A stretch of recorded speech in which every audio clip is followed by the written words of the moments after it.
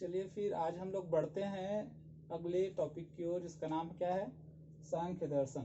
आपके सिलेबस का अभी तक हमने आपके पूरे सिलेबस में भारतीय दर्शन के कुछ क्षेत्रों को छुआ है ना।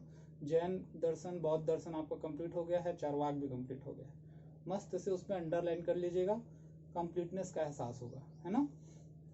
तो आज हम लोग बात करेंगे सांख्य दर्शन के ऊपर। जैन बौद्ध के बारे में आप लोग बहुत सुने होंगे, इस कारण ज़्यादा उसमें आपको प्रॉब्लम नहीं हुआ होगा चीज़ों को लेके। लेकिन सांख्य दर्शन ऐसा है कि इसको आप लोग पहली बार सुनते हो, एक नया कॉन्सेप्ट है, ज़्यादा लोग नहीं जानते हैं इसके बारे में। तो सांख्य दर्शन का नाम जो है, सांख्य कारिका नाम की एक बुक लिखी गई थी इस दर्शन के लिए। इस दर्शन को समझने के बाद, इस दर्शन पर आधारित एक बुक है सांख्य कारिका, उस पर आधारित है ये दर्शन। और ऐसा सांख्य नाम एक संख्या के कारण भी पड़ा है। ऐसा है कि जब चीजें बनती गई, प्रकृति और पुरुष, दो चीजों को मानता है सांख्य दर्शन, केवल दो चीजों को मानता है। कौन सा? प्रकृति और पुरुष। तो दो तत्वों से जब मिलकर बना है, बोलेंगे पूरे जगत सृष्टि संसार को, तो कैसा दर्शन हो जाएगा? द्वैतवादी दर्शन, है ना।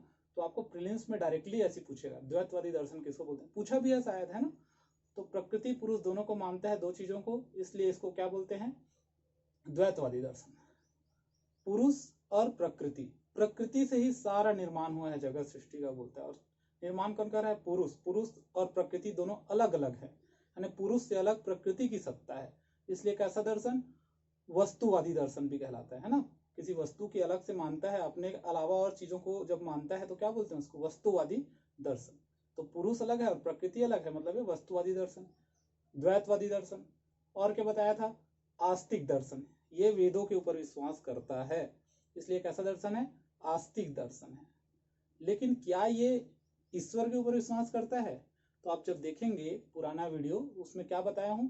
नहीं, सांख्य और मीमांसा ये दोनों जो है वेद को मानते हैं, लेकिन ईश्वर को नहीं मानते हैं, सृष्टि के रचयिता के रूप में ईश्वर को नहीं मानते हैं, इसलिए कैसा दर्शन है?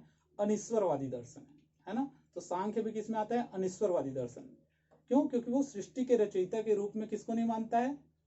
ईश्वर को नहीं मानता है। तो फिर किसको मानता है? पुरुष और प्रकृति को मानता है ना। इसलिए इसको क्या बोले? द्वैतवादी दर्शन। क्लियर है? यहां तक क्लियर है? तो देखिए, सांख्य दर्शन के जो प्रणेता रहे वो कौन रहे हैं? कपिल। कौन रहे हैं? कपिल रहे हैं। इसका जो आपका दिया हुआ है टॉपिक, उस सिलेबस का पहला टॉपिक है जी, आज हम लोग बात करेंगे सत्कार्यवाद के ऊपर, ठीक है। सत्कार्यवाद। अब देखो, नाम सुना सुना लग रहा है सत्कार्यवाद आप लोग को। पहले चर्चा किया हूं, बौद्ध जब पढ़ाया तब मैंने बताया कि कार्य कारण सिद्धांत होता है और उसमें तीन भाग बढ़ता है। कौन कौन सा? सत्कार्यवाद, असत्कार्यवाद और प्रतीत समुत्पाद, जो मध्यम मार्ग बीच का है ना, गौतम बुद्ध का। तो जब मैंने सांख्य दर्शन आपको बताया, बौद्ध दर्शन में जब सत्कार्यवाद बताया, उसी समय ये टॉपिक कंप्लीट हो गया था। ये जो टॉपिक है सत्कार्यवाद, उसी टाइम कंप्लीट हो गया था। देखिए, आप लोग चीजों को अब जानने लग गए हो। दर्शन कोई कठिन सब्जेक्ट नहीं है, ये सब भ्रम है कि कठिन है ना, बहुत सरल है, बस चीजों को समझने की देरी है। तो उसी समय हमने सत्कार्यवाद के बारे में बात किया था, और उसमें उदाहरण में मैंने लिखाया था सत्कार्यवाद को कौन कौन सा दर्शन मानता है। तो उसमें एक दर्शन लिखाया था, कौन सा? सांख्य दर्शन। तो इसी को समझाना है, ये एग्जाम में पूछा भी गया है। ज्यादा से ज्यादा 4 नंबर पे आएगा, ज्यादा से ज्यादा 8 नंबर पे आएगा, उससे बड़ा ये नहीं आ पाएगा, क्योंकि छोटा सा इसका वो है ना। तो देखो क्या बोलता है सांख्य दर्शन का सत्कार्यवाद? कार्य कारण नियम का एक रूप है। किसका रूप है ये? सत्कार्यवाद। पहला लाइन क्या लिखेंगे? सांख्य दर्शन का सत्कार्यवाद सांख्य दर्शन के कार्य कारण नियम का एक रूप है। क्लियर है? कार्य कारण नियम का एक रूप है, मतलब कारणता सिद्धांत का एक सिद्धांत है। कौन सा? सत्कार्यवाद। कारणता सिद्धांत वह होता है जिसमें हर कार्य के पीछे कारण को माना जाता है, हर घटना के पीछे किसी न किसी कारण का होना कार्य कारण सिद्धांत कहलाता है। कोई इसे कारण में विद्यमान मानता है कार्य को, कोई इसे नवीन उत्पत्ति मानता है कार्य को, है ना। कोई कार्य को कारण में पहले से विद्यमान मानता है, कोई कार्य को नवीन उत्पत्ति मानता है, और ऐसा मानता है कि कारण में पहले से कार्य नहीं था, तो उसको असत्कार्यवाद बोलते हैं। और जो बोलता है पहले से कारण में कार्य रहा, उसको क्या बोलते हैं? सत्कार्यवाद बोलते हैं, है ना। ऐसा थोड़ा लंबा चौड़ा यहाँ पर लिख सकते हो, 2-4 लाइन, अगर याद नहीं आ रहा है तो। फिर क्या लिखेंगे? कारणता सिद्धांत का एक रूप है। क्लियर है? सत्कार्यवाद। सांख्य दर्शन सत्कार्यवाद में विश्वास करता है। किसमें विश्वास करता है? सांख्य दर्शन सत्कार्यवाद में विश्वास करता है। सत्कार्यवाद के अनुसार आप सब जानते हैं, सारी चीजों को जानते हैं, रिवीजन हो रहा है समझ जाइए, और एक टॉपिक भी कंप्लीट हो रहा है ना। सत्कार्यवाद के अनुसार कार्य अपनी उत्पत्ति के पूर्व किसमें विद्यमान रहता है? कारण में विद्यमान रहता है। कार्य अपनी उत्पत्ति के पूर्व कारण में विद्यमान रहता है। उदाहरण से जल्दी समझोगे। वो कहता है कि घड़ा पहले से मिट्टी में रहता है। कहाँ रहता है? मिट्टी में पहले से घड़ा रहता है, केवल उसको आकार देने की जरूरत है। मिट्टी में और घड़े में कोई अंतर नहीं है। घड़ा भी एक मिट्टी ही है, और मिट्टी जो ऐसे मिट्टी का लोंदा रखा है वो भी मिट्टी ही है। दोनों मिट्टी है, केवल किसका अंतर है? केवल आकार का अंतर है। आकार देने के लिए एक निमित्त कारण की आवश्यकता होती है ना, और किसी चीज को बनाने के लिए उपादान कारण की आवश्यकता होती है। मैंने बताया ना, जिस चीज से मिलकर बना वो क्या है? जैसे ये मार्कर किससे मिलकर बना है जी? प्लास्टिक से, है ना। तो प्लास्टिक इसका क्या हुआ? उपादान कारण। क्या बोलेंगे? नाम का याद रखना, उपादान कारण प्लास्टिक। क्लियर है? अब बनाने वाला कौन है? मान लो इसको मैंने बनाया है, मेरी कंपनी ने बनाया है, तो मैं क्या हो जाऊंगा? इसका निमित्त कारण। क्लियर है? तो वैसी प्रकृति और पुरुष को मानता है। तो इसमें क्या बोलता है कि हर चीज के पीछे एक निमित्त कारण होता है। प्रकृति के द्वारा क्या हुआ है? पूरे संसार का निर्माण हुआ है, ऐसा मानता है कौन? सत्कार्यवाद। क्लियर है? तो ये क्या बोलता है? पहले से प्रकृति में सारा चीज विद्यमान था, सारा चीज पहले से प्रकृति में विद्यमान था, केवल उसकी क्या हुई है? उत्पत्ति हुई है। अब उत्पत्ति का यहाँ अर्थ क्या होगा? उत्पत्ति का मतलब यहाँ नवीन उत्पत्ति नहीं है, कोई नया उत्पत्ति, केवल आविर्भाव हुआ। ये छुपे हुए रूप में था, प्रकृति में छुपा हुआ था। सारा जगत, सब चीज प्रकृति के अंदर छुपा हुआ था, वो अचानक से बाहर आया, और बाहर आकर सब चीज क्या होगा? दिखने लगा। यानी वो कारण जो है, प्रकृति क्या है? कारण है। पूरे जगत का कारण किसको माना है सांख्य दर्शन ने? प्रकृति को।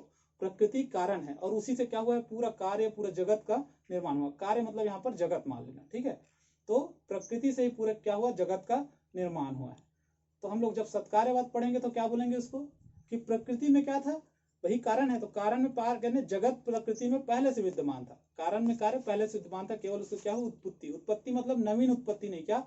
आविर्भाव। चलो आगे देखते हैं। सत्कार्यवाद के अनुसार कार्य अपनी उत्पत्ति के पूर्व कारण में विद्यमान रहता है। इतना बस लिख दोगे आप पेपर में, इससे ज्यादा लाइन आपको लिखने भी नहीं रहते हैं। ये अपने आप में 10, 11, 12, 20 लाइन, 25 लाइन बन जाएगा, और 25 लाइन को आपको 175 शब्द आएगा तो भी लिख लेंगे। इससे ज्यादा आपको पढ़ना भी नहीं है, कोशिश भी मत कीजिएगा इधर उधर पढ़ने, ठीक है। यह कार्य, अगला है, यह कार्य कारण में अव्यक्त रूप से विद्यमान रहता है। जो कार्य है वह कारण में अव्यक्त रूप से विद्यमान रहता है। घड़ा मिट्टी में पहले से विद्यमान रहता है। अव्यक्त रूप में मतलब व्यक्त नहीं होता है, दिखता नहीं है, लेकिन विद्यमान रहता है, छुपा हुआ। कैसा? छुपा हुआ। क्लियर है? जो बीज रूप में था, अव्यक्त रूप में था, उसी का प्रकटीकरण है। क्या है? कार्य। कार्य जो बीज रूप में था, बीज रूप में, उसी का, जैसे बीज पौधे को देखते हैं उदाहरण। पौधे का उदाहरण कैसे समझ में आएगा? बीज रहता है ना। बीज में पहले से पौधा विद्यमान रहता है कि नहीं रहता है? धीरे धीरे उसमें से पौधा निकल के आता है, बाहर आ जाता है। तो क्या हुआ? अव्यक्त रूप में, छुपे हुए रूप में बीज में क्या विद्यमान था? पौधा विद्यमान था। पौधा क्या है? कार्य है। बीज क्या है? कारण है ना। तो कारण में पहले से क्या विद्यमान था? कार्य में विद्यमान था। पौधा पहले से बीज में विद्यमान था, केवल क्या हुआ? वो उदय हुआ है। क्लियर है? एक उदाहरण और देखते हैं। कछुए का उदाहरण मैंने आपको बताया था। ये कछुआ है, कछुआ है। तो कछुए का क्या होता है? सिर अंदर बाहर होता है, सिर अंदर बाहर होता है ना। तो कछुए का सिर है, तो क्या होगा? ये पहले से छुपा हुआ है। सिर क्या है? पहले से छुपा हुआ है, इसके अंदर छुपा हुआ है, ये केवल ऐसे बाहर निकलता है। तो ऐसे बोलता है कारण है, कारण नहीं, पहले से विद्यमान था, कार्य बाहर निकला है केवल। इसी को क्या बोलते हैं? उत्पत्ति ना बोल के क्या बोलते हैं? आविर्भाव इसको बोलते हैं। क्या बोलते हैं? आविर्भाव होना। दो चीज, उत्पत्ति का अर्थ क्या होता है? आविर्भाव माना गया है सांख्य में। आविर्भाव और उत्पत्ति अलग। आविर्भाव मतलब छुपा हुआ का प्रकट होना, आविर्भाव है। और विनाश का अर्थ क्या होता है? तिरोभाव। विनाश का अर्थ क्या होता है? तिरोभाव। तिरोभाव का मतलब क्या होता है? फिर से वापस छुप जाना। ये जब बाहर निकलेगा आविर्भाव, वापस जाएगा तिरोभाव। ठीक है? तो क्या बोलता है? कार्य जो बीज रूप में था, अव्यक्त रूप में था, उसी का क्या है? प्रकटीकरण है। कार्य क्या है? जो कारण में बीज रूप में था, अव्यक्त रूप में था, छुपा, उसी को जब प्रकट कर देते हैं तो वो कार्य बन जाता है। क्लियर है? यहाँ उत्पत्ति का आशय नवीन उत्पत्ति ना होकर क्या है? आविर्भाव है। और विनाश का अर्थ क्या है? तिरोभाव है। अव्यक्त की अभिव्यक्ति ही कार्य की उत्पत्ति है। अव्यक्त की अभिव्यक्ति, जो छुपा हुआ है उसी का अभिव्यक्त हो जाना, उसी का दिख जाना, क्या है? कार्य की उत्पत्ति है। तथा जो दिख रहा है उसका पुनः वापस छिप जाना, वो क्या हो जाएगा, वही विनाश है। देखो उत्पत्ति और विनाश का परिभाषा क्या दिया, अव्यक्त की अभिव्यक्ति ही क्या है, कार्य की उत्पत्ति है, और जो दिख रहा है उसको पुनः छिप जाना वो क्या है, अव्यक्त का विनाश है। ठीक, देखो कारण एवं कार्य में केवल द्रव्य की अवस्था या आकार का अंतर है, कार्य एवं कारण में केवल द्रव्य के अवस्था या आकार का अंतर है, अवस्था में अंतर है, आकार में अंतर, तात्विक अंतर नहीं है। तात्विक मतलब मटेरियल का अंतर नहीं है, मिट्टी और घड़े में कोई दूसरा अंतर नहीं है, मिट्टी का घड़ा भी मिट्टी का है और मिट्टी भी मिट्टी है ना, तो तीनों का अंतर नहीं है, क्या है, केवल तीनों का अंतर नहीं, तात्विक अंतर नहीं है। मतलब मिट्टी में मिट्टी, जैसे प्लास्टिक है और इसके पहले भी ये प्लास्टिक रहा होगा, गला वाला प्लास्टिक, तो दोनों में किसका अंतर है, तत्व का अंतर नहीं है, दोनों एक ही चीज से मिलकर बना है, केवल आकार का अंतर है। उस समय वो प्लास्टिक में पिघला हुआ रहा होगा, इसमें एक आकार के रूप में, तो क्या बोलते हैं, द्रव्य की अवस्था आकार का अंतर है, केवल किसमें अंतर है, आकार में, तात्विक अंतर नहीं है। प्रकृति से ही आविर्भाव से क्या होता है, प्रकृति से आविर्भाव से क्या बनेगा, जगत, आविर्भाव होता है जगत का प्रकृति से, और जब फिर से तिरोभाव होता है तो फिर प्रकृति मिल जाता है, ऐसे ही चलते रहता है ये चक्र। ठीक है, इसको सृष्टिवाद भी बोलते हैं, इसके नियम को आगे हम लोग और पढ़ेंगे इसको। कारण अव्यक्त कार्य है, कारण क्या है, ऐसा कार्य है जो दिख नहीं रहा है, बल्कि कार्य क्या है, व्यक्त कारण।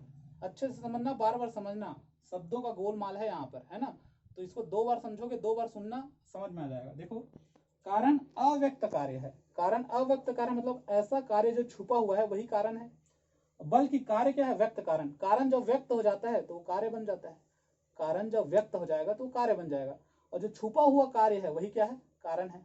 यही तो बोलते हैं ना कि कारण में ही छुपा हुआ है कार्य पहले से, तो जो अव्यक्त रूप में छुपा हुआ कार्य है उसी को हम लोग कारण बोल सकते हैं, और जो कार्य क्या है, व्यक्त कारण है, और जो कारण जब व्यक्त हो गया वही क्या है, कार्य है। 2 बार सुनना और पढ़ना, समझ में आ जाएगा।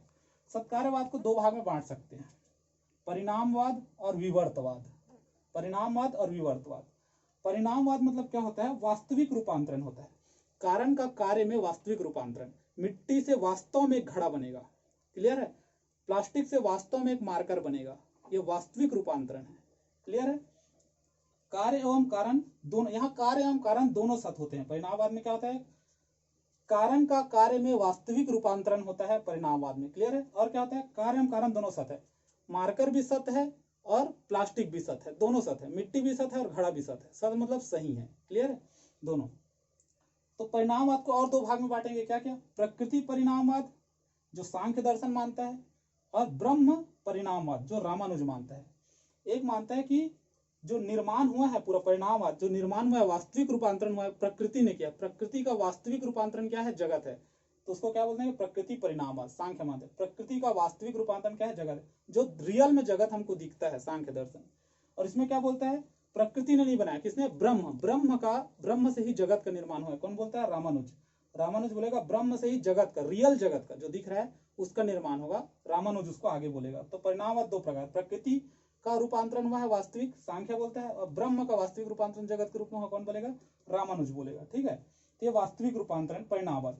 विवर्तवाद क्या होता है, इसको ब्रह्म विवर्तवाद इसका एक है, जिसको शंकराचार्य मानते हैं विवर्तवाद। इसमें बोलते हैं कि वास्तविक रूपांतरण नहीं होता है, कारण का रियल में रूपांतरण नहीं होता है, केवल आभास मात्र होता है, क्लियर। यहाँ केवल कार्य असत होता है, जो दिखता है कार्य जगत जो देता है वो असत है, केवल कारण सत्य है। कारण मतलब इसका क्या है विचार, ब्रह्म सत्यम जगत मिथ्या जीवो ब्रह्म्यो नापरा, केवल ब्रह्म सत्य है, जगत मिथ्या है, मतलब जो क्या बोला, वास्तविक रूपांतरण नहीं हो रहा, मतलब जगत क्या है, कार्य क्या है, मिथ्या है, केवल क्या है, आभास मात्र है, मोह माया है, ब्रह्म सत्य जगत मिथ्या, पूरा जगत क्या है, कुछ नहीं है, आभास मात्र है, केवल कौन सत्य है, ब्रह्म सत्य है, कौन बोलता है ये। इसका मतलब क्या है, कार्य क्या है, असत, मतलब जगत क्या है, असत, सही नहीं है, ये कौन बोलता है, शंकराचार्य।